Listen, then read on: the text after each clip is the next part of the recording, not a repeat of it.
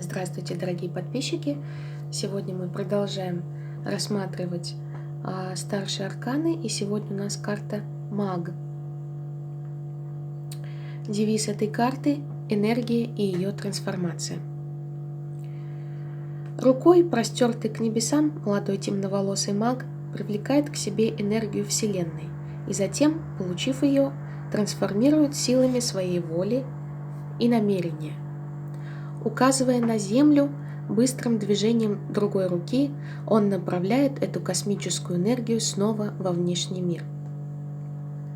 Маг, безусловно, непревзойденный шоумен.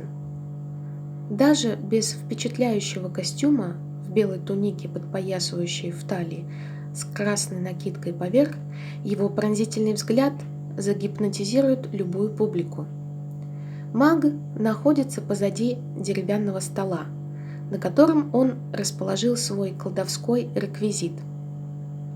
Золотой пентакль, объемный кубок, мерцающий серебряный меч и жезл, тяжелую ветку дерева. А над его головой лемниската, символ бесконечности в виде восьмерки, парящей в воздухе. Публика естественным образом тянется к магам и восхищается их способностями. Спросите людей, хотят ли они, чтобы вы продемонстрировали им карточный фокус, как вы тут же завладеете их вниманием. Искусство сценической магии, однако, это искусство иллюзии и обмана. Второй же маг практикует подлинную магию, трансформируя мир вокруг себя.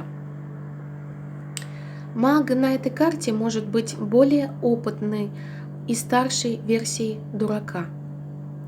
На этой сцене он представляет личность, контролирующую жизненные ресурсы и методы.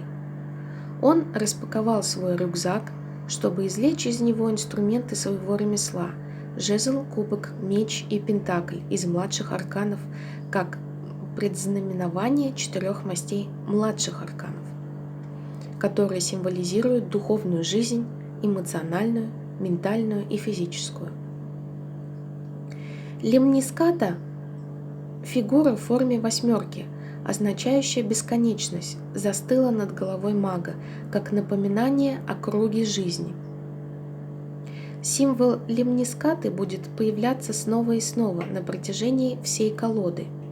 Он особенно очевиден в большинстве версий карты силы и двойки пентаклей.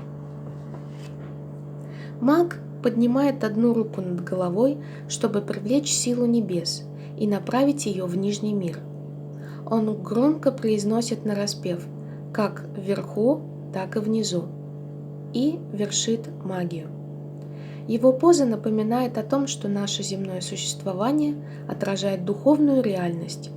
Одним простым движением маг напоминает нам, что мы обладаем силой, достаточной для воплощения наших мечтаний, идеалов и надежд, и способны реализовать их, создав собственную реальность.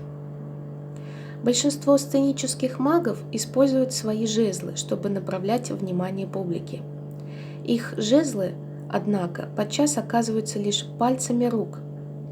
Мы все показываем пальцем, когда хотим, чтобы другие обратили внимание на что-то важное для нас. Несмотря на то, что маг держит жезл классически правильный, такой же длины, как расстояние от его запястья до локтя, в действительности он использует все свое тело, чтобы направлять и изменять энергию космоса, окружающую его. Атмосфера вокруг мага заряжена энергией и потенциальными возможностями. Маг талантлив и искусен, он эмоциональный исполнитель, остроумное подшучивание которого раскрывает его уверенность в себе. Он может быть лукавым и притягательным, он сообразителен и легко приспосабливается. Когда вы видите мага в толковании романтических отношений, это значит, что воздух, которым вы дышите, наполнен магией, а вы, подобно магу, обладаете силой, чтобы контролировать поток энергии в ваших отношениях.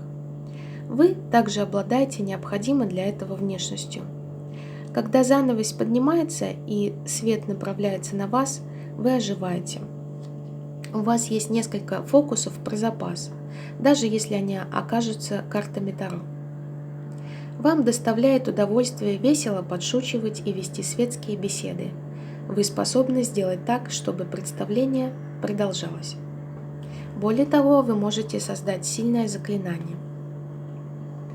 Исторически так сложилось, что только наиболее влиятельные люди могли читать и писать, потому что они были образованы и мудры. Когда они что-либо записывали, это всегда имело вес. Их слова обладали силой, они влияли на положение дел.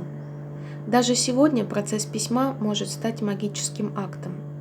Когда вы фокусируетесь на своих мыслях и записываете ваши желания, мечты и планы, вы в действительности создаете заклинания, произнося по буквам ваши намерения. И этот простой акт помогает реализовать их. Это вытягивает их из эфирной сферы грез и надежд и дарит им физическое существование на материальном плане, проявляя их как чернила на бумаге.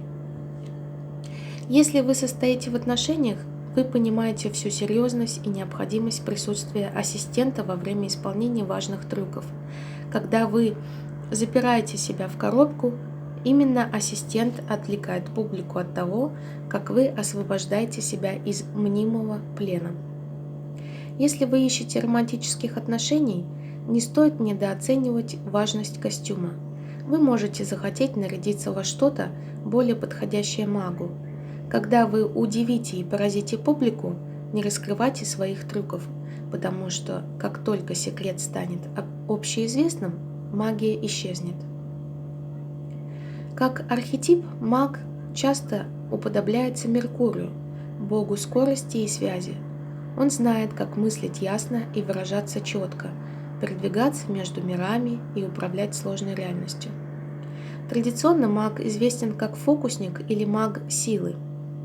Эта карта соответствует второй букве древнееврейского алфавита Бет, которая означает «дом». В астрологии маг ассоциируется с Меркурием, планетой мыслей и передачи информации. Некоторые версии этой карты содержат в себе астрологический знак Меркурия, изображающий двух змей, обвивших кадуцей, жезл Меркурия.